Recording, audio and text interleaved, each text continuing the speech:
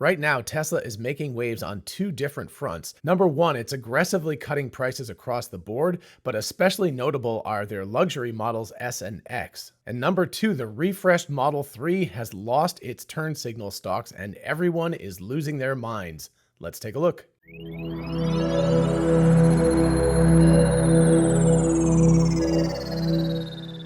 Hey y'all, it's Dr. Know-It-All. I'm going to start with Stockgate, or perhaps it should be no Stockgate, I don't know. Anyway, if you look on X, formerly Twitter, people are really freaking out about the fact that there are no stocks in the car.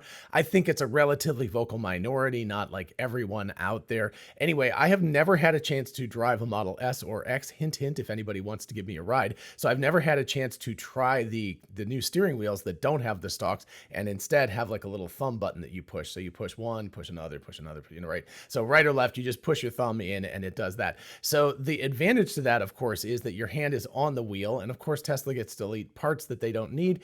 Stocks over time, I mean, they've become pretty good, but I've had old cars that, get to 10 plus years old and the stocks eventually break because just the amount of stress that they undergo all the time from being pushed down and up and everything. So eventually they will break. And so there is, in terms of longevity, there's a nice, added feature to that. But of course, I'm sure Tesla is primarily focused on the fact that they're reducing parts. And it's one more thing that they don't have to remove when eventually robotaxis take over. And speaking of robotaxis, if you haven't seen all my videos on Full Self-Driving 12, you can definitely check them out up here. I will also put links in the description. Back to the stocks or lack thereof. If anybody thinks this is new news, we can actually look back to May 15th. And there is an article here from Car Scoops that looks at this at the time leaked picture of the Project Highland Model 3 and talks about how the stocks have been removed, which you can very clearly see from this. Another one using the same picture from May 12th says stocks are gone. So you can see that this has been going on for several months and people have noticed this before. But of course, it was only when we got the official reveal just a couple of days ago that we knew for an absolute fact that the stocks have been removed and that the turn signals have been moved to the actual steering wheel itself. Again, it's not a touch screen, it's actually a physical button on the steering wheel. And there are ones on the right-hand side as well to engage things like autopilot and full self-driving. So as you can see, this article from Motor Authority leads with the loses stocks headline, as does this one from MSN. And to its credit, this electric article does not actually lead with that in the title, just says Model 3 Highland officially unveiled with new design and unexpected features. But of course, if we scroll down, you can see they have deleted stocks on the steering column, much as in the Model S and X, with the gear selector now on the touchscreen and turn signal buttons on the left side of the steering wheel. So the gear selector, as opposed to being the right-handed stock, is now on the touchscreen, but the turn signals themselves are on the steering wheel. And by the by, if you want to hear all about the Model 3 and all of its new features, you can check out this video up here. More on that in a minute, but first I want to fill you in on a journey I've been taking over the past year, cutting out sugar, doing better exercise, eating better, and of course drinking AG1 as part of the foundational nutrition that I take in every single day. Packed with 75 high-quality vitamins, minerals, prebiotics, probiotics, adaptogens. It tastes great, it's really sweet, but actually it has no added sugar in it, so it's great for my no added sugar diet. Plus I found since taking AG1 that I have so much more consistent energy. I don't have those caffeine and sugar highs and crashes. I just have a good, consistent amount of energy through the day. Plus, AG1 helps control free radicals and reduce the visible signs of aging. And actually, since I knew I'd be talking to you about AG1 today, I've put off drinking it until now, and I've kind of missed it, so here goes. Absolutely delicious. It's got a hint of pineapple in it, and I really love drinking it every day, either straight up or as part of a really delicious fruit or vegetable smoothie. So are you looking to turn around your dietary and health habits? Then I highly suggest adding AG1 to your routine. And if you click my link in the description, you get 5 free travel packs and 1 year supply of vitamins D3 and K2. So what are you waiting for? I'll tell you what, today I feel a whole lot better than I did a year ago, and AG1 is a big part of that. And if you want to start feeling better too, just click my link in the description, get yourself some AG1, improve your foundational nutrition, and start feeling better soon. Thanks so much to AG1 for sponsoring today's video, and now let's get back to it. So why all the hubbub about stocks? Well, I chalk it up to technology fears. If you think back to about 2008, there was a gigantic argument going on at the time on Twitter when it was brand new about the loss of keys. So, if you had a BlackBerry or if you had a Palm or something like that, you had a phone with actual physical keys, and everybody lost their mind that you would be losing the keys and that no one would ever be able to type on a phone without physical keys. Of course, nowadays you skip forward 15 years and nobody has physical keys on their phones at all anymore. And in my mind, this is a much bigger change than simply taking away the stalk and using your thumb when you don't even really have to move it to do the turn signals. Now, the one reasonable point that people have made is that if you're in the middle of a turn and you have to engage the turn signal, it could be difficult, right? You're making a turn, you're turning the wheel, you can still reach over and engage the turn signal. And that would be particularly in a roundabout when you're trying to go around a corner and then indicate that you're going right. So of course, that is a difficult situation to handle, but I think people will get used to it and they'll figure it out. And of course, the ultimate goal of Tesla anyway is to not have drivers have to drive anymore anyway. So in my mind, this is a temporary issue that is not going to plague people for a long time because full self-driving will take care of most of the driving in the future, in which case it will turn the turn signals on and off on its own. But in the meantime, if you're driving straight, I think it will actually be a lot easier to use your thumb. And if you're going around roundabouts and things like that, in those types of cases, you'll just have to get used to it. So it is what it is. I mean, clearly it is still harder to type on a phone without a keyboard than it used to be to type on a phone with a keyboard, but people have gotten used to it and autocorrect and other features have come in to deal with that issue. So what are my thoughts? My thoughts are this is a tempest in a teapot. Once people start getting their new Project Highland Model 3s, they're going to be so overjoyed with the car, they'll just get used to the turn signal and all will be right with the universe. All right, so now let's move on to price cuts. This is a post from Chamath Palihapitiya, who is one of the besties on the All In podcast and also just an amazing investor and everything. He's been around. And anyway, if you don't know his resume, you should go check it out. But last Saturday, he posted, "I was shocked when I saw this chart. The speed and aggressiveness with which Tesla is cutting prices is the best way to beat the end boss. In other words, rapidly increasing price affordability times constantly improving hardware and software equals super maximized market demand. This is a lethal combination which we have not seen play out in any modern market before. Some companies cut prices, but most keep prices flat or increase them. Some companies improve products quickly, but no one has actually given you more for less on such a big ticket purchase so frequently." So let's take a look at this chart. We're looking at start of the year, January 1st, which was about 8 months ago at this point. So at the start of the year, the Model S was $104,990. It is now $74,990, or a cool $30,000 less than it was, or about a 29% price reduction in 8 months. And if we look at the Model X, it's even more extreme. We've gone from $120,990 down to $79,990, or a $41,000 price reduction, or about a 34% price reduction, or in other words, it's about 1/3 cheaper than it was on January 1st.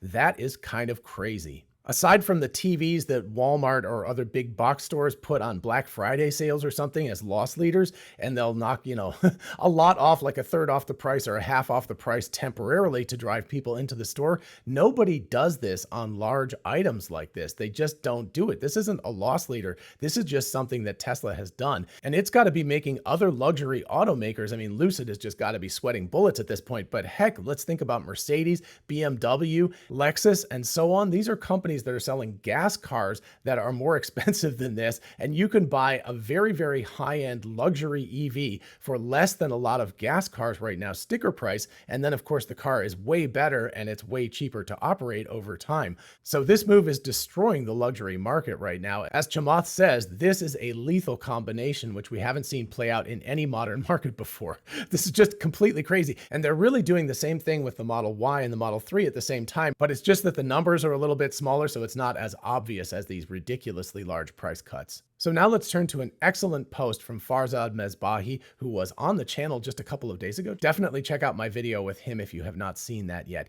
Anyway, this is a really good post. I'm not going to read the whole thing. I will leave a link to it in the description so you can read it at your leisure, because it would take a half an hour just to read the thing. It's a very long post. So I'll start with this statement. However, as competition heats up and more people consider for an EV for their next purchase, Tesla is beginning to implement implement a strategy that has been in the works since the founding of the company.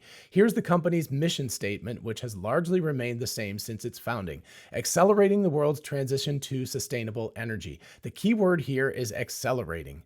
And then Farzad talks about the 20% cut to the Models S and X and how people are freaking out that there's no demand, and so Tesla is having to completely gut their prices and lose any profit they could have on their vehicles. As Farzad says, we've now learned through the company's quarterly earnings that yes, the company did take a hit on its profitability from price decreases, but it was nowhere near the amount some were calling for. Tesla has been able to stay quite profitable due to lowered costs as we exited COVID supply chain shocks, increased scale from its newly built Austin and Berlin factories, and extremely high demand for its best-selling high-margin product, the Model Y, which, by the way, is the best-selling car in the world right now. Not EV car, but car. And as Farzad correctly points out, these price reductions are one of the levers, it's one of the ways that the company is choosing to accelerate the transition to electric vehicles. If you've been following Tony Sabo with Rethink X and of course Kathy Wood with ARK Invest, you know that Wright's Law is a very big deal. It's an observed law that every time you double the production of some product, there is a reduction in price by some amount. And with electric vehicles that contain batteries, the sum is somewhere around 25%. So every time you double the number of electric vehicles on the road, you lower the cost of them by somewhere around 25%. And Tesla has been in this game for a very long time, over 15 years of actually producing vehicles. Of course, they've been in existence longer than that. But speaking of 2008 and phones, they've been producing vehicles since that time. And they started off very expensive and the specs weren't as good as they could have been, but they were a lot of fun. The Roadster was a very fun car to drive. But it was not a particularly useful vehicle for normal middle-class people to drive around as an everyday vehicle. Fast forward 15 years, and not only is Tesla producing many vehicles, but you've got many other manufacturers producing a ton of electric vehicles. Specifically, a lot of companies in China are manufacturing EVs as rapidly as they can. And of course, Legacy Auto is trying to catch up and yada, yada, yada. But anyway, you've got all of these companies doing this, which means you're getting these gigantic economies of scale. And just Tesla by itself has doubled and then doubled and then doubled production so that they have been able to aggressively reduce the costs of building these vehicles. And contrary to most companies that would just maximize their profits, they would say like, excellent, we've got the thing cheaper. So instead of making 15% profit, we can now make 18% profit on this vehicle or whatever this widget is. And we'll just keep the cost the same because the consumer is already buying at that cost. Tesla's mission is to accelerate the world's transition to sustainable energy. So they are driving costs down for themselves and they are passing that on to the consumer. And yes, that does mean that their margins are going to take a hit in the near term, but Elon Musk has explicitly said that even if they have to sell the vehicles for zero margin, they are going to continue selling the vehicles at those, margins. And even if it's a couple of percent, even if it's 0%, they are going to continue to manufacture the vehicles and sell them because their mission is the important part of what they're doing. But you might say this is not sustainable in the long run, but this is where Tesla's real genius comes in. However, and this is extremely important, the strategy that Tesla has chosen to drop prices as quickly as possible is necessary to fulfill its long-term profit motives. It may be counterintuitive to think this, but in the case of Tesla, its long-term aspirations are for all their cars to be capable of driving themselves. So Tesla has built in the hardware and the software in every single vehicle that they've sold since like 2018 to enable these cars to drive themselves someday. And what that means is that all they care about is market share at this point. In other words, it's not market share at a loss. They're not just like losing money in order to gain market share, which some companies will do for a period of time, but they're able to gain market share as rapidly as possible and cut their margins as low as they want to. I don't think they'll go negative, but they will go all the way to zero in order to maximize the amount of vehicles that they can sell into the market. Not only does this put more electric vehicles on the roads and therefore take gas vehicles off the roads, which is a great thing on its own, but this also enables Tesla to set up for their gigantic full self-driving and potentially robo-taxi fleet. If you have 1 million cars on the road, that's great when you turn on the robo-taxis, but what if you have 10 million or 15 or 20 million of these vehicles on the road at that point? Every one of those cars has a potential source of generating software-like revenues for Tesla. And that means that in the future, if and when they turn this stuff on and you get a certain take rate from owners, you're going to start generating massive amounts of money, and it's going to basically just be in the profit column. There's going to be hardly any expenses to it. So not only is Tesla aggressively transitioning the world to EVs, almost single-handedly at this point, they're reducing prices so much that they're kind of killing the competition, both legacy and EV makers. But the reason they're able to do this is that they have incredible efficiencies within the company, which allow them to construct these cars much more inexpensively than anybody else is able to at this point. And then on top of that, they don't really care about the margins on the hardware because they're looking at the margins on the software. In the near term, of course, they've reduced the price of full self-driving to $12,000, so more people are going to take that, which means they make software-like margins on that purchase, or alternatively, the $200 a month subscription that some people choose to do. But in the long term, if and when they're able to turn on full self-driving for real, not beta anymore, but have the person not have to drive the car, not pay attention, and especially if they can do robo-taxis, the fleet of millions to tens of millions of vehicles that they will have on the road at that time will enable them to make incredible amounts of money and at the same time fulfill their mission, which is to accelerate the world's transition to sustainable energy. Because of course, if you have one car that's able to drive approximately 5 cars worth of miles, in other words, it's just a robo-taxi that drives around and does things and picks people up instead of sitting in your garage or a parking lot all day, that car is able to replace like 5 gas cars on the road and get rid of them. So that means the acceleration can happen even faster than you can build cars. It's like a multiplier. It's like every car you build is the equivalent of 5 cars that you're taking off the road. And that's an amazing accomplishment. So to circle back, while people complain about the fact that there are no stalks in the new vehicles and people freak out about the apparently gigantic price cuts, what Tesla is actually doing under the hood is they are setting themselves up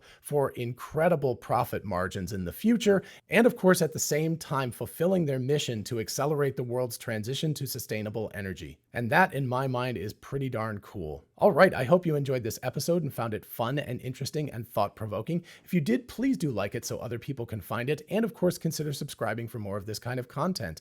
As always, a huge shout out to my patrons on Patreon, my YouTube channel members, and of course, my ex-subscribers. Thank you all so much for supporting the channel in any way that you can. And if you want to join any of the teams, just check out the links in the description. And if you're interested in a whole bunch of really cool merch, check out our merch store. Link is in the description. We have TeslaBot t-shirts, the Tesla meme t-shirt, success is a possible outcome, 4680 battery cells. All of that stuff is on t-shirts, mugs, tumblers, and on. So check it out. And finally, thanks once again to AG1 for sponsoring today's video. Check out my link in the description and start feeling better soon. In the meantime, I'll see you in the next one. Bye-bye.